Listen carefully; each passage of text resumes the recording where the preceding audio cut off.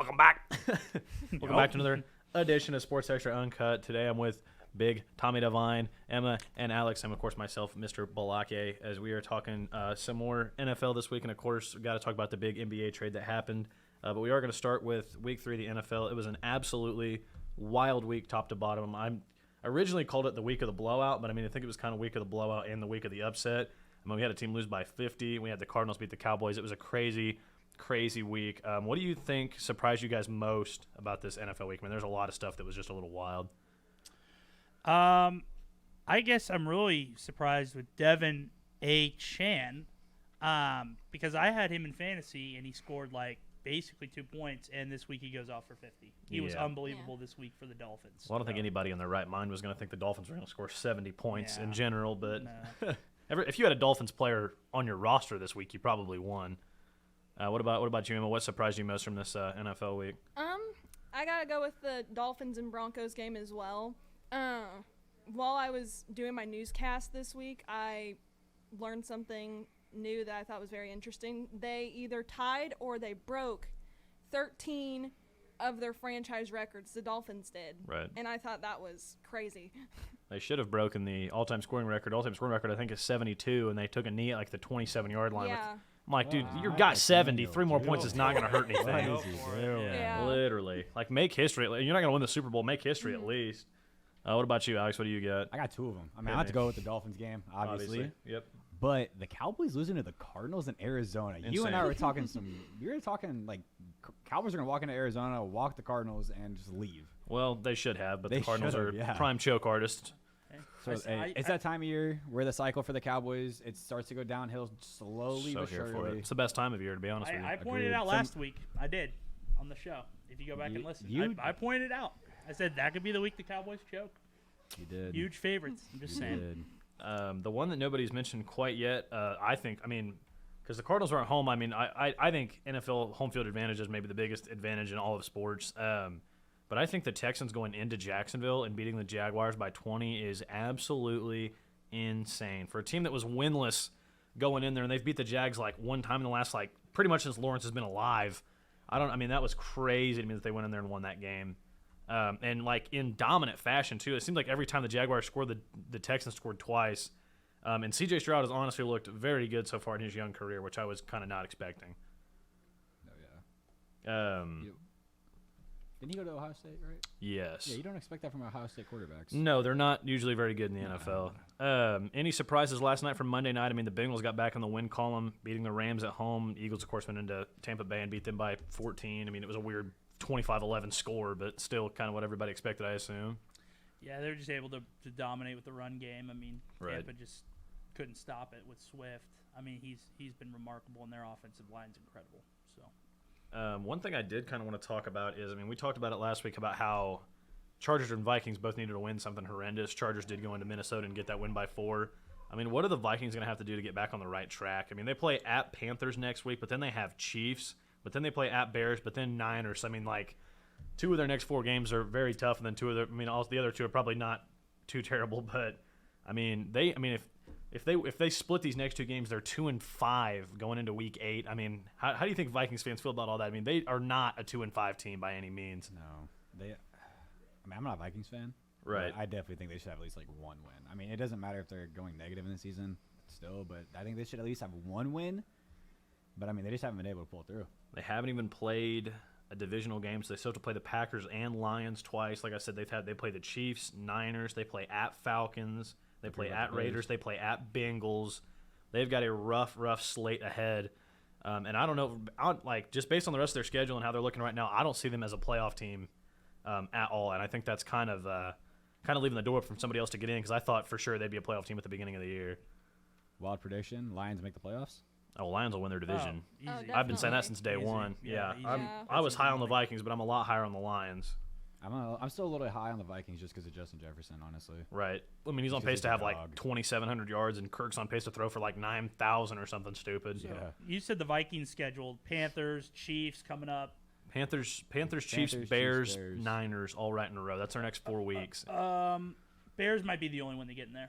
I don't think they beat Carolina. Really? They play. It's in Carolina as well. Yeah, I don't think they beat Carolina. I think they beat Carolina just because J.C. Horn's out. If J.C. Horn's out for the year. if they lose in Carolina, then I don't care where the Chiefs game's at. I'm assuming the Chiefs are going to beat them.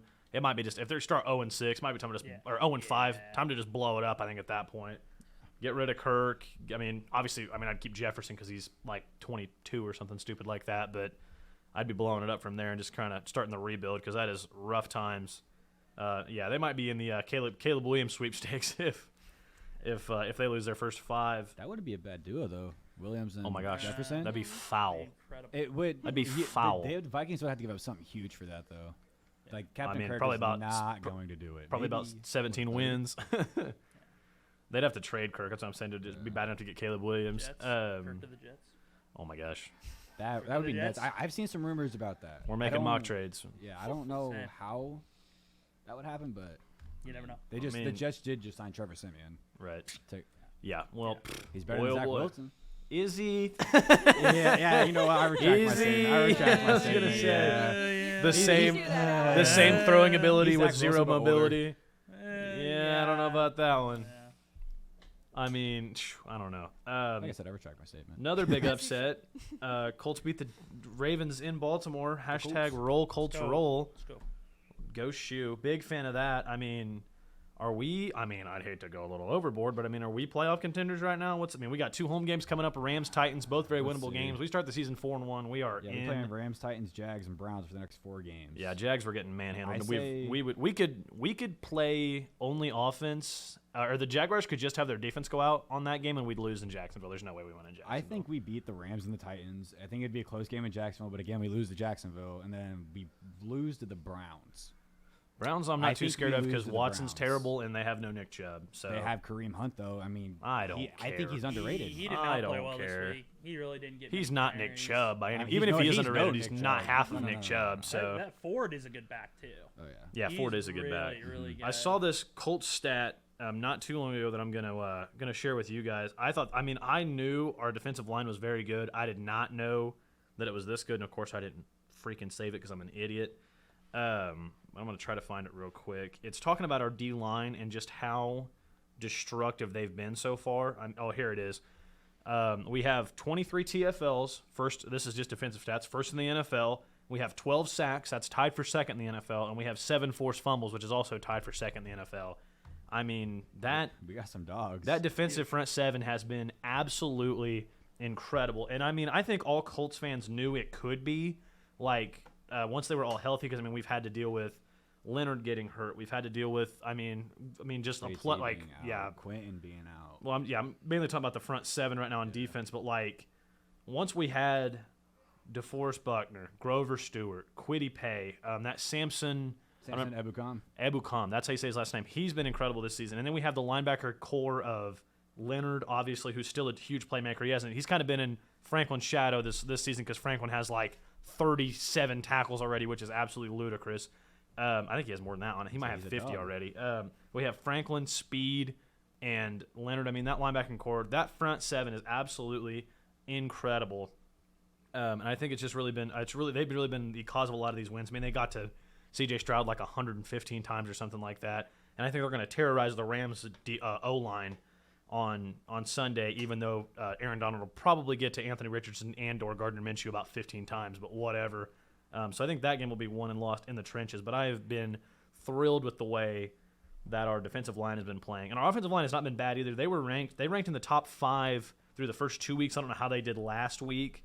I know Minshew got sacked quite a lot by freaking Kyle Hamilton, who was a sack away from breaking the record for sacks by a DB, which is crazy. Minshew got sacked 5 times. A lot of the times he just did not get the ball out. But I don't know. I'm very excited about this Colts D line and the rest of this season because I thought we were going to win 2 games all year, and now we have 2 wins in the first 3 weeks. Yeah. And the rest of our schedule is not very good. Mm-hmm. So I'm just kind of excited for the rest of the Colts season. Like I said, do we see them potentially squeaking into the playoffs? And we'd pretty much have to win the division to do it. I don't think wild cards in the cards. The division is so from top to bottom just playing. It's terrible. Yeah. The Titans are awful. Yep. Texans. I know they had a great week this week. They played the Jaguars. Right. The Jaguars look to be fraudulent. Yep. As of now, for sure. Big time. Right. So you take a look at the top to bottom. You kind of start thinking to yourself okay, if we can get 1 win against the Texans, if we can get a couple wins here and there, we can maybe squeak squeak by this division and win the AFC South. Yeah, it'll definitely come up. It'll definitely come down to how the Jaguars play the rest of the season. Because I mean, like, I feel like right now at the Jaguars' best and at our best, they're still better than we are. Yeah. So we kind of need them to make some mistakes down the stretch. Maybe lose some games that they shouldn't.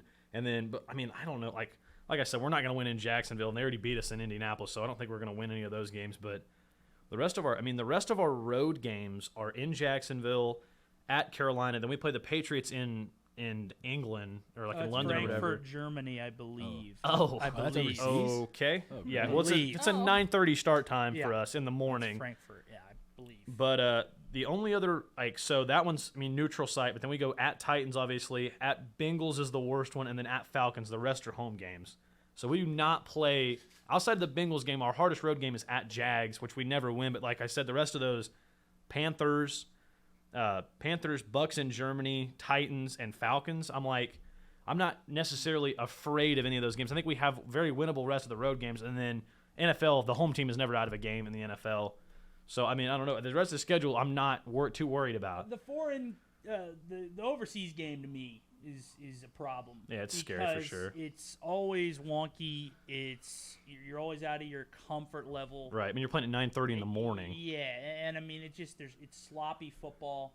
It's jet lag. It's a mixture Right. of all kinds of things, and that's why that game, obviously against Bill Belichick, that also scares me as well. So that's also Wait, is that 9:30 start time in Germany? Yes. Oh, Well, it's it's our it's it's our time. It's It's our our time. time. My That's bad. like, My what, bad. like 1 o'clock their time then? Yeah, so it's probably. it's a normal game. It's just overseas. I mean, they're not used to playing on Well, it's Germany jet time. lag. Yeah. Yeah, I mean, I there's know, all yeah. this. That's not I it's know. not a short No. flight. Because you're No. getting there like what, Tuesday or Wednesday. You're not leaving Yeah. Sunday, so that No, I mean you're you're leaving only probably getting like like a next few Monday or days to Tuesday, prepare. So I mean that's Yeah, that's they probably leave like Friday or something like that. But I mean, I have a friend who's a Patriots fan. I know not everybody can be perfect. I mean, some people are just wrong.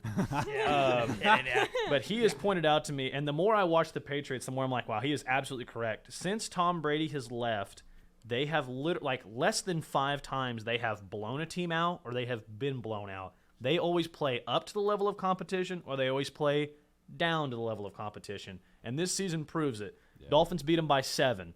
Dolphins are an elite team in the league right now. Barely lost to them. Team that went to the Super Bowl, Eagles, they lost to them by 5. Had that game going the whole time. Then they play the Jets in New York, only beat them by 5.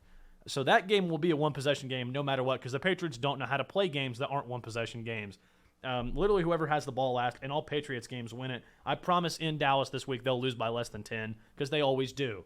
That's what they do. But then again, like they'll play, look for the worst team on their schedule. They play at Broncos. They'll probably lose that game by 3 points. That's just how the Patriots have played since Mac Jones has gotten there, and I honestly think it's hilarious.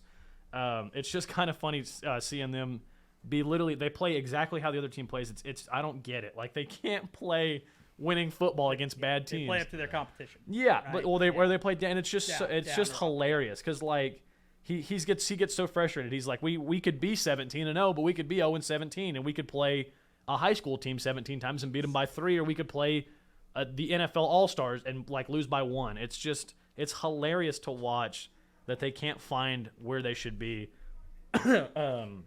But right now they've got us at a 37% chance to win that. I wonder if they know that game's in Germany. But now moving on to talk about the NFL. Hold on. Go ahead. I think there's one thing. I mean, you did bring up the Colts front 7, but we still can't forget like our special teams. They balled out.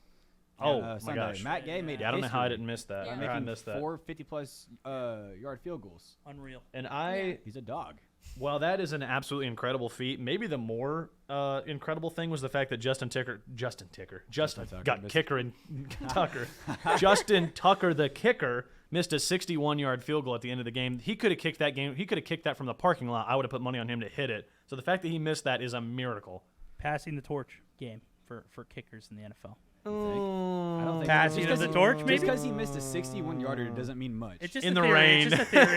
It's just Yeah. a theory I'm throwing out. Just a theory. It's not definitive fact. Yeah, Just I something would- to put out I see there. where you're coming from. Yeah. I would be okay with that, but I'm trying to look it up right now. I'm trying to pull it up. I don't think Matt Gay's horribly young. I think he's kind of No, I older think as he's well, older, isn't he? Yeah, I think he's probably like early 30s, mid 30s. But for a kicker, Yeah. that's like he's That- still, that's he's still still young. got Justin 25 Tucker's years. like, I mean, Justin Tucker's only like 35 though. I think he just Yeah, looks I mean, old he's- because he kicks footballs all day. yeah, I mean, you can kick. I mean, You can kick forever. Vinatieri and kicked till he was ever. almost 50. Yeah. Like, So and that's, who was the Raiders guy that played quarterback and kicked for literally forever? Blanda? Yes, George Blanda kicked for Yeah, he played longer than I've been alive. Literally. He played forever. Yeah, It's that incredible. guy. I don't know how he does it. Matt Gay is. We were wrong. He's 29, so maybe he's right. Maybe this could be a passing of the torch game. But I don't think Justin Tucker's going anywhere in the next probably 10 years. Like It just starts with one missed kick. he's only 33, yeah, so he's probably kicking for another 10 years. But yeah, that was definitely scary for Ravens fans considering the fact that he hit from 66 last year. But yeah, I mean 61 is still no slouch for I mean that's not a gimme by any means for any kicker. I don't care what kind of leg you have. Did you guys watch the Colts game when he missed that kick? The commentator said one of the dumbest things I've ever heard in football history. No, I was actually not. I watched the game. I didn't exactly catch exactly what he said. They said Justin Tucker doesn't have to kick this as hard as he possibly can. I said, this is a 60-plus yard field goal. I'm like, if he doesn't put his whole foot in it, it's not going to get there. And it didn't get there. I couldn't believe he missed it. It I was- was like, oh my goodness. I don't Like, care I how thought we good were you dead. are, though. If you're kicking from 60-plus yards in the rain, you have to kick it as hard as you can. Like, I don't know why they're saying, well, he just kind of has to make sure he gets the accuracy from this distance. I'm like, that's the dumbest thing I've ever heard. Like, it's 5 yards off the record that he set. Like, that's so, yeah, it was one of the, I mean, that's like if they were like, well, this quarterback's got to throw a 75-yard Hail Mary, probably looking to make an accurate throw here. I'm like, no, he's going to throw it as hard as he possibly can. Just so dumb. I don't know. I was like, thank you for giving us the jinx, but that was just so stupid to me. Moving on now, though, topic of the day. I mean, we're already 16 minutes in here. I mean, we've got to talk about the Damian Lillard trade. And we're going to talk about some other offseason moves. But obviously, this is the biggest of the offseason. I don't care about the Porzingis thing. I don't care about the Bradley Beal thing. I mean, the Bradley Beal thing's crazy, too, but this is obviously the biggest trade of the offseason. Damian Lillard, of course, coming from the Portland Trailblazers to the Milwaukee Bucks as part of a 3-team deal. Portland receives Drew Holiday, DeAndre Ayton, Milwaukee's 2029 unprotected first-round pick, and unprotected swap rights in 2028 and 2030. The Suns receive Yusef Nurkic, Grayson Allen, Nasir Little, Keon Johnson. I'm not going to lie to you. If I'm Portland, I think I'm walking away from that a little fat and sassy because getting Drew Holiday, young DeAndre Ayton, you're basically trading up for a younger Yusef Nurkic and 3 first-round picks down the road. I mean, they're probably going to – I mean, in their eyes, they're hoping to be good again in 5-6 years. So I think that is I think that's a very good trade for Portland. I think that's a lot of value out of Damian Lillard. And the only other guy you lose is Nasir Little. And does Keon Johnson? I don't even know who he plays for. I mean, that's such a no name. But I mean, how do you guys feel about? I mean, winners, losers from this trade? How do you guys feel about it? You want to go ahead, Alex? I'm just saying this just because Giannis won 2 MVPs, but probably the Bucks. Because Bleacher Report, I just seen it not even shortly after the whole trade went down. The 76ers are eyeing Drew Holiday right now.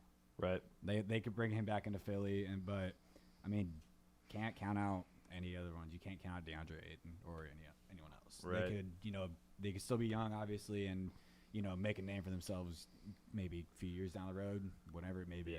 The Blazers will be awful this year, even if they have Holiday and Ayton. I mean, that's just for sure. But I mean, I don't know. I mean, you gave up Nurkic and you get Ayton. You give up Lillard and you get Holiday. You give up Nasir Little, who was worth about a bag of nickels, and you get 3 first-round picks. I mean, I'm not mad at that at all if I'm Portland, especially like going towards the future, because Ayton is very young.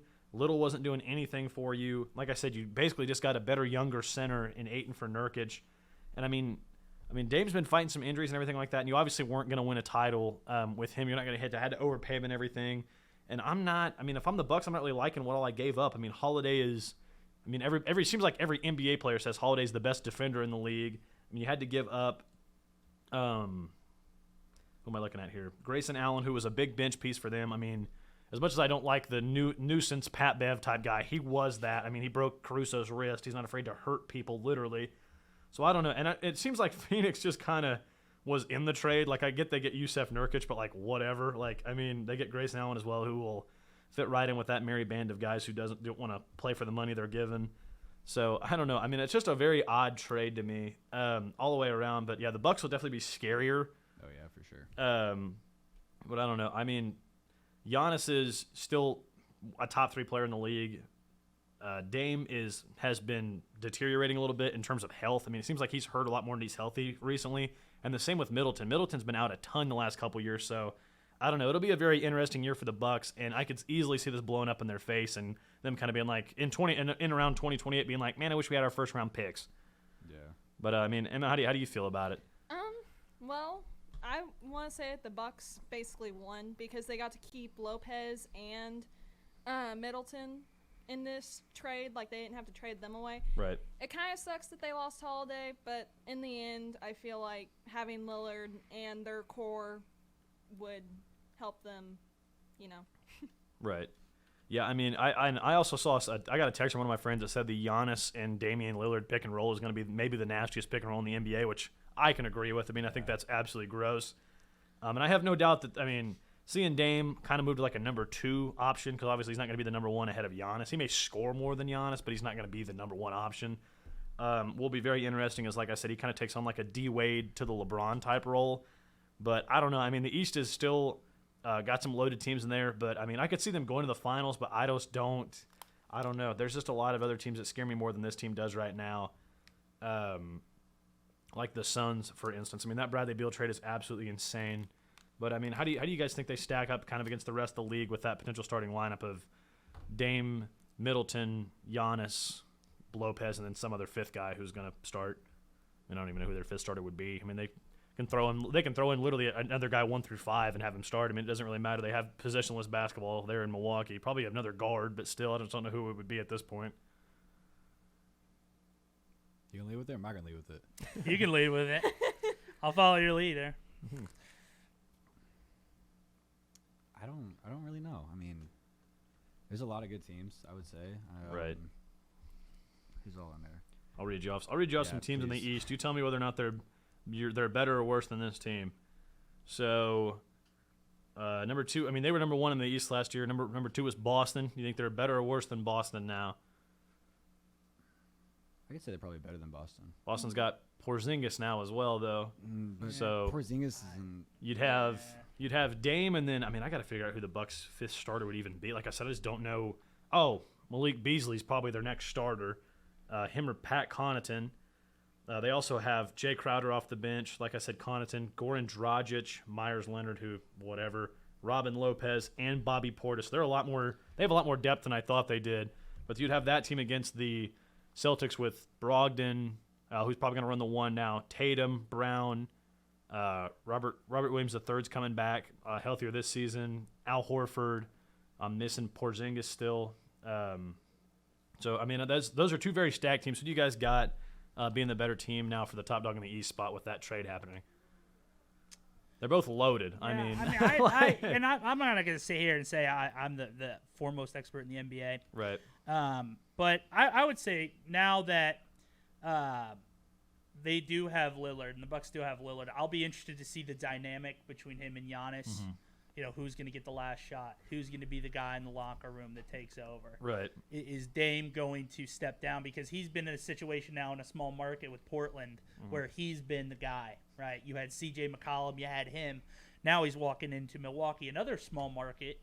But now you got this, you're kind of back seat now with Giannis. Right. So how is the chemistry going to fit within the organization in the locker room during the game? Because it's not just during the game and on the court, it's off the court as well.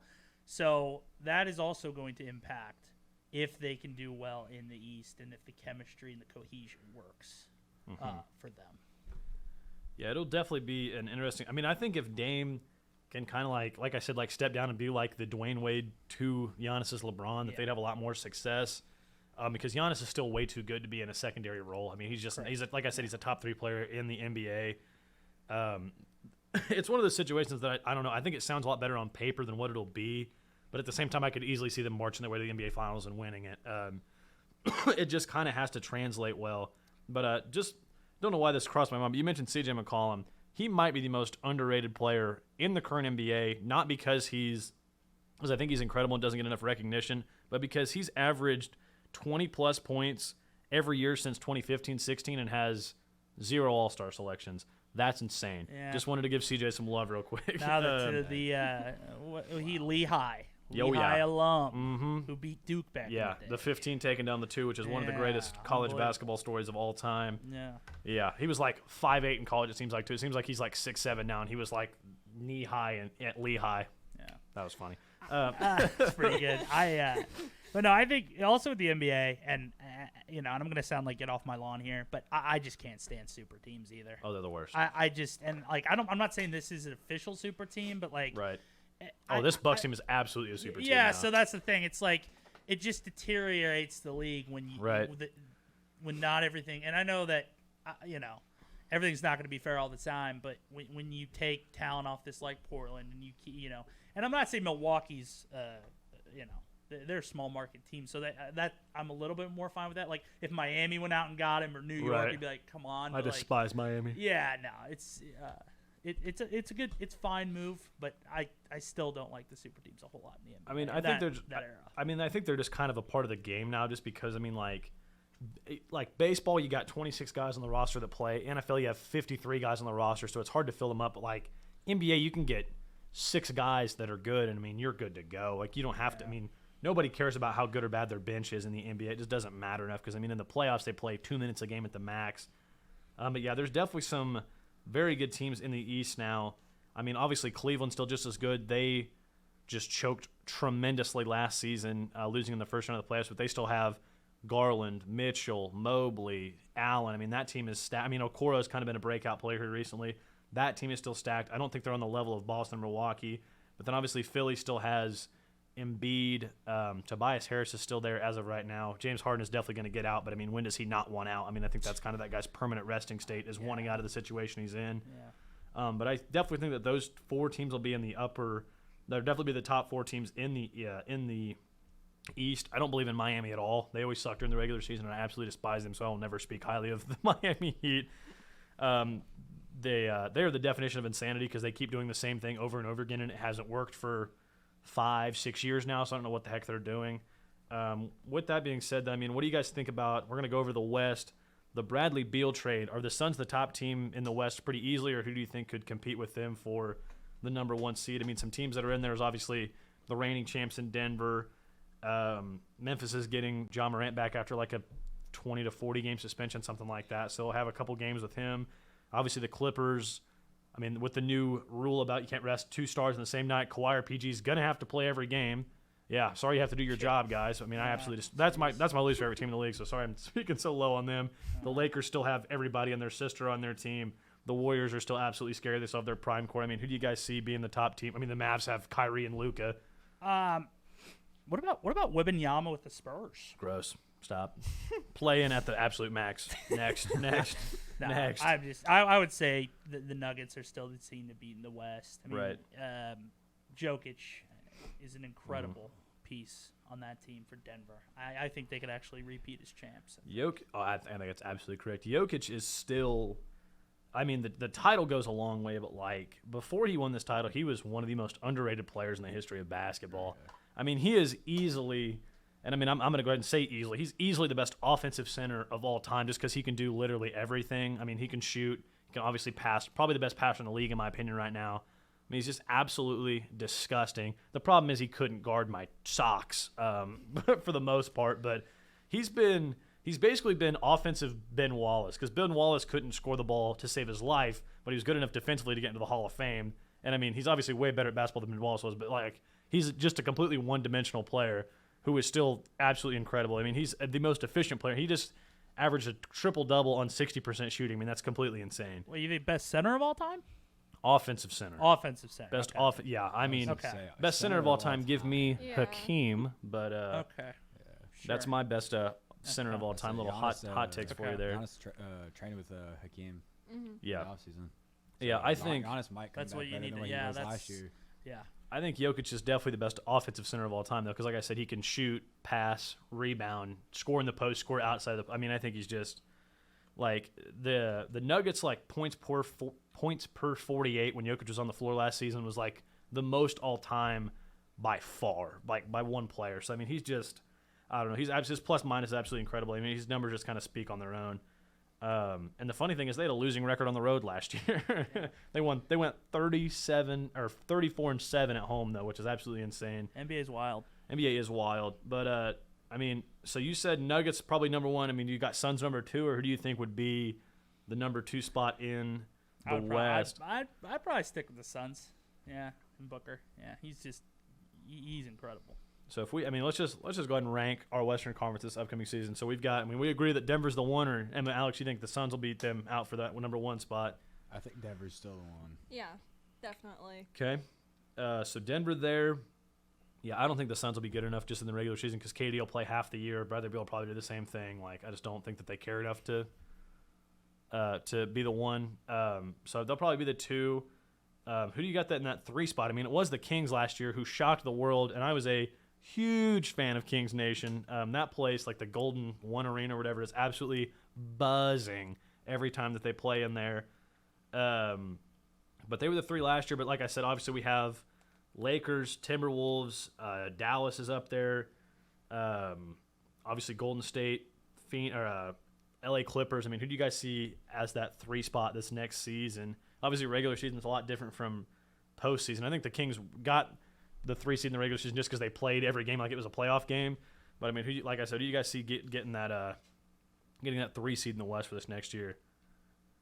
It's a complete toss-up. Like, there's really no wrong answers here. I mean, LeBron and the Lakers. Right. I mean, he's aging, but that's a team that you never know where they're going to finish. They Right. could be on the cusp, or they could be the 3rd team True. in the West.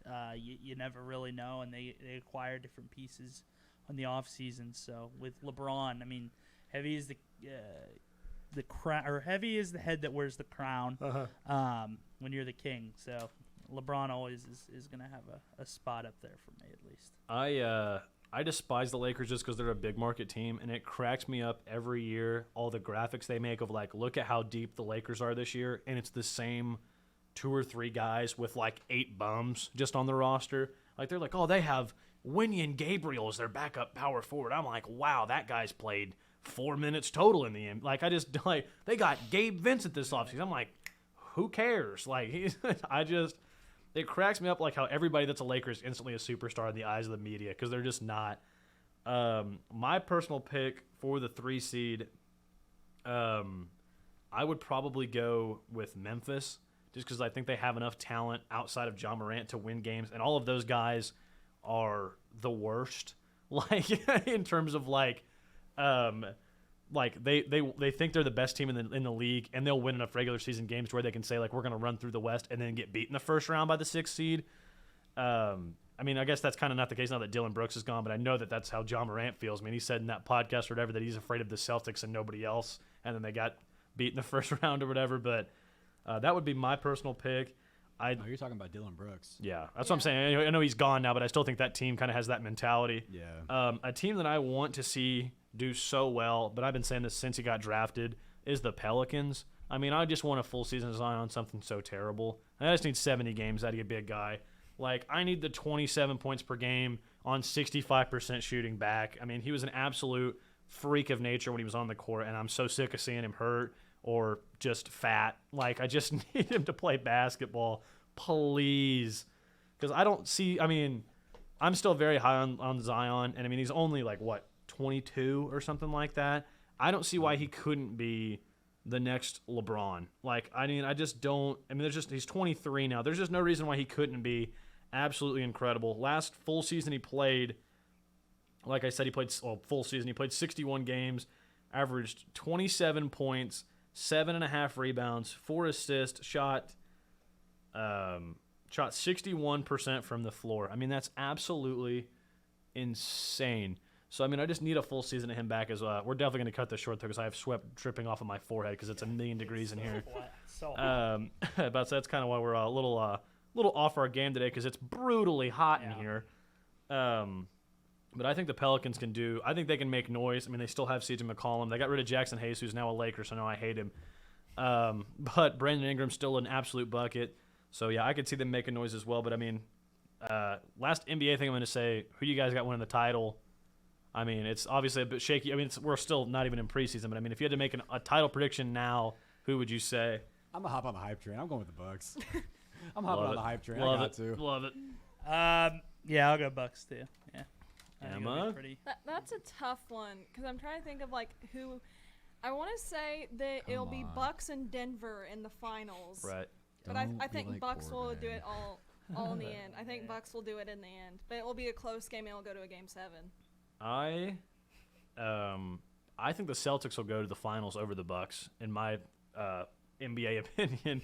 But I am gonna go on a limb here and say that Jokic is going to have another incredible season. If he doesn't get hurt, I think he's gonna put himself in the upper echelon of all-time centers, be a top 3 center all time, win a 3rd MVP. He should have won this last one, but they gave Joel Embiid a here's your appreciation post MVP. That was like when you had that. That's highway robbery. Yeah, the NBA giving Embiid that MVP was like moms that give like the birthday kid birthday cake, and then the sibling that's upset about not getting cake as well. It's like here's your equal attention cake. That was that MVP, was equal attention cake. So the regular season ends in April, right? And Right. When's the MVP given? Like June or July? It's like 2 or 3 weeks after. That is incredible to me. Like Right. why are we waiting so long I don't to know. get an MVP? I That's don't know. unbelievable. I mean, they have to let the voters vote and everything like that, I guess. But yeah, Embiid was better at maybe defense last year, and he wasn't even incredible defensively. So yeah, I mean, I think Jokic should win his 4th MVP, but obviously it'll be his 3rd MVP this year, and I think he goes on to win another Finals MVP. And like I said, kind of like puts himself in the hey, I'm one of the best centers of all time category. I think he's already up there, but I think he's really going to show this is me, because he's still not even 30. So I think he's just on his way. Well on his way to like a absolutely dominant career, and I think he's going to get there a little bit more this next season. I mean, yeah, 9.8 assists is his lowest stat out of the big 3. That's insane. And he is a whopping 28 years old. Stop it. That's insane. He's insane. He's not even 30. He has 2 MVPs and a Finals MVP. What are we talking about right now? Dog. I mean, that's insane. Most triple doubles all time by a center, and it's like already not close. The last thing I was going to say is you're talking about super teams, Tommy. The great thing about the NBA is every once in a while, a team like the Pistons in 06 will take down a Gary Payton, it wasn't 06, it was earlier than that. 04. 06 was when the Heat won. 04 was they take down Peyton, Malone, Shaq, and Kobe. I was like, I was 2 years old at that point. I'm like, I've never been a happier person than and I love Kobe and I love Shaq, but obviously don't like Karl Malone, and Gary Payton's also a ring chaser his entire career pretty much after he left Seattle, and he got one in 06 with the Heat. But when stuff like that happens, it's just incredible. If the Kings win the finals this year, I'm going to leave the Pacers and go to the Kings because they're a small market team and they'll have to beat some absolute super team. But I hope that a team that didn't even make the playoffs last year wins the NBA finals and we get to see a super team get taken down, because those are the best times. I mean, those are absolutely the best. Sure. I mean, like when the Giants beat the 17-0 Patriots. That was crazy. What an incredible time to be alive. When App State beat Michigan, what an incredible time to be alive. There's nothing better than watching these teams spend $8 billion a year on their team and then not win the finals. It's just incredible. And baseball's the worst about it because they don't have a salary cap, which is absolutely ridiculous. But now I'm just ranting. Hey, how about them now. Braves, though? How about them Braves? True. Don't even get me started on the Braves. How about them Braves? Oh, my Hey, Lord. I'm saying this as a Cubs fan. We got beat last night. I'm I not happy about that. Yeah. Love We had a 6-0 the Braves. lead, and we blew it, dude. The Braves are what baseball should be. Yes. Just cranking bombs, not bunting. Like, they have all the tools to do it anyways. oh, that's what. Well, did you see the stat that said that there's only one team that like hasn't bunted since 2020, and it's the Braves? That doesn't surprise me. I mean, they just have raw talent, and they're so fun to watch. And like, it's the type of baseball that old heads despise. Oh, yeah. Like, well, they should be stealing bases, bunting the ball, and, manufacturing runs. Like, no, let them hit nukes. Let them hit bombs. Like, I mean, Acuna's having a stellar year. completely historic season. Nobody else has ever had 30 homers and 50 stolen bases. He's about to have 40 and 60. Like, Yeah, he's a dog. yeah. If Ohtani wasn't breathing, I'd give him the MVP immediately. But Ohtani also was a top 5 pitcher and probably the best hitter in baseball when he was playing. So give him the MVP still. I will not have this man's season diminished. even though Acuna is doing incredible. I saw a graphic the other day that was talking about like people were ranking the best hitter seasons of the last 5 years, and they were putting Acuna over Judge's 62 home run season. I'm like, let's not go crazy because stolen bases do not mean that much. Like, so I think Ohtani is still definitely my MVP. But I mean, we could do baseball predictions real quick. Anybody got another MVP prediction for us? I mean, obviously Acuna's up there. I'm going to say Acuna. Yeah, obviously. His season, dude, it's just insane. My It has buddy, been insane. he's a huge Braves fan, and every time he gets the chance, he's always sending me something about the Braves. I'm like, dude, I might have to be my second favorite team now. Big Braves guy. I only watch Marquee. I only watch the Cubs. You're foul. I know. I mean, Can you even go Cubs? I can't watch Can you another. consider that baseball? Or I can't watch anything besides the Cubs. I mean, it's close for sure. Look, we're not Tigers, all right? I can't watch. We're not the any of it, Tigers. Yeah. I can't just turn on ESPN and watch Sunday Night Baseball. I can't do it. Really? Yeah, well, Can't do it. I mean, I can, but I also cannot watch the Cubs because Cubs fan makes me want to throw up. Sorry, I said that to two Cubs fans. Oh, but man. Hey, go Cubs. I went to Wrigley one time, and I can also say I'll never go back because it's the most overrated stadium in baseball. Wow. Oops, sorry. Wow. You really want to hear? I'm heated in here. I'm gonna give you all a hot take about the Cubs. Stop. No. I'm going back. I don't think the Cubs would ever won the World Series if that game didn't get rained out as late as it did. Ooh. I really think the now Guardians would have won that. And I'm saying that as a Cubs fan. I woke up that moment, and I heard it on the radio, and I walked out to my dad. I was like, Dad, what just happened? He goes, the Cubs just won, dude. And I watched the replay, and I was like, there's no way they would have won that. I love it. I don't think they would have. I love it. Well, love the hot take from the Miracles Cubs fan. happen. Miracles happen every day. I can't hate it. We have a ring. Yep. But I really don't think we would have won that. There was no rain. How do you hate the Cubs? Yeah, how do you I mean, what hate do the they do to? Hold on. I don't understand. They don't Who are you a win fan of over there? except 1 year. You hate them. Hey, I understand like Cowboy fans. Hold on. But, Who are you a fan you of know, over there?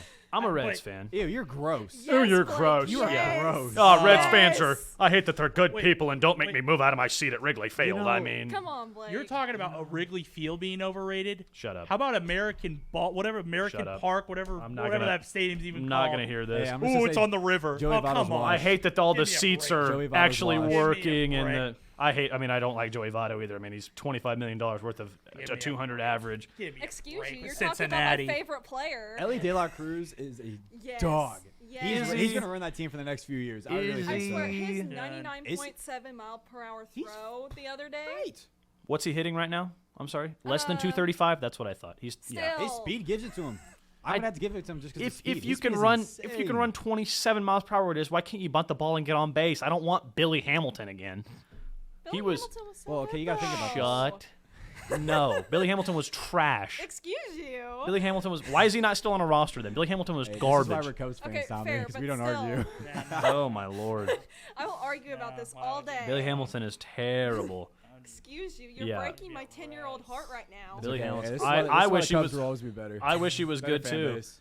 Better fan base. Better fan base by far. Yeah, there's nothing. There's nothing quite like a drunk Cubs fan telling you to get out of your seat. Like I said about 15 times at Wrigley Field, which is the experience that I had. Okay, that's not a only drunk that. Cubs fan. What do you not, mean it's by not that? no, their fault not the old one- style's cold. Not one drunk Cubs fan. 15, literally. It was more than 5 people. Not even an exaggeration. And we had to take 2 trains, drive 3 hours, and another subway to get to the stadium. Wait, you where- can park outside of Great American Where'd Ballpark. you sit? Where'd you sit in Wrigley Field? I sat on the third No. baseline about Time 45 Okay, five go rows go up. sit in the bleachers. Go see- yeah, go- and then Go sit in the talk to me about nosebleeds. that. Go sit in the nosebleeds. Are Why you would I? kidding me? And Why, the experience I is won't ever so be much back. better. Don't worry. The bleachers are like a family at Wrigley. Shut. Are you sure about It's a that? fan Are you base. sure? Yeah. And the Yes, bleachers, I are where vouch people for get this. stabbed. Hey, Bro, I I had went to my a game when 21st you won the birthday World there. Series. Oh my lord.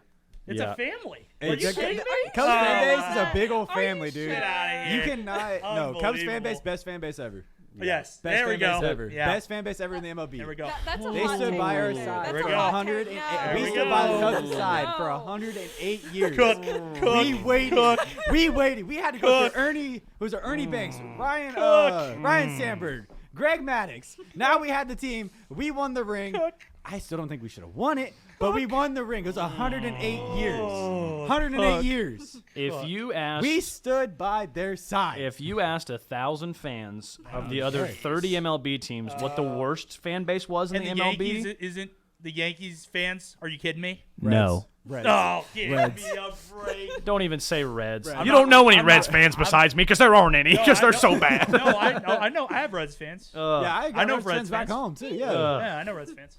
Cubs fans are probably the second worst fan base in baseball, No, behind you're lying. behind the Cardinals, Behind who the was the Reds. worst. No, I'm I kidding. stand with you on Okay, that. Cardinals. Blake. Yeah, No. okay, I we stand can- with Cardinals, you. yes. Cardinals are easily the worst fan Yeah, base. my Cardinals one of my fans are the best worst. Cardinals fans. It's really Cardinals annoying. fans are the Patriots fans of the MLB. Yes. Yes. And Cubs fans are probably the I don't know, Watch what you say Bills. over there. Okay, You know what? Hey, you know what? Bills Wow. Mafia. Bills Mafia. Yeah. True. Yeah, that's the fan base that thinks they're the best. Everybody I- else looking in is like, we'd No, hit no, you with no, our no, no, no, cars. no, no. I guess I'm not No, coming on next the week. Cubs 'cause fan that's base fine. is the best fan base in the history of the MLB. It's just I not. said what I said. It's just I'm not banned from the true. show now. It's just not true. I said what I said. It's just not But true. it is. No. What, because they Alex, it's travel? getting to Like, 108 years. oh my lord. You know a fan base that stood by another fan base for 108 years, or another team that stood by them for 108 years waiting for a ring? Red Sox. No.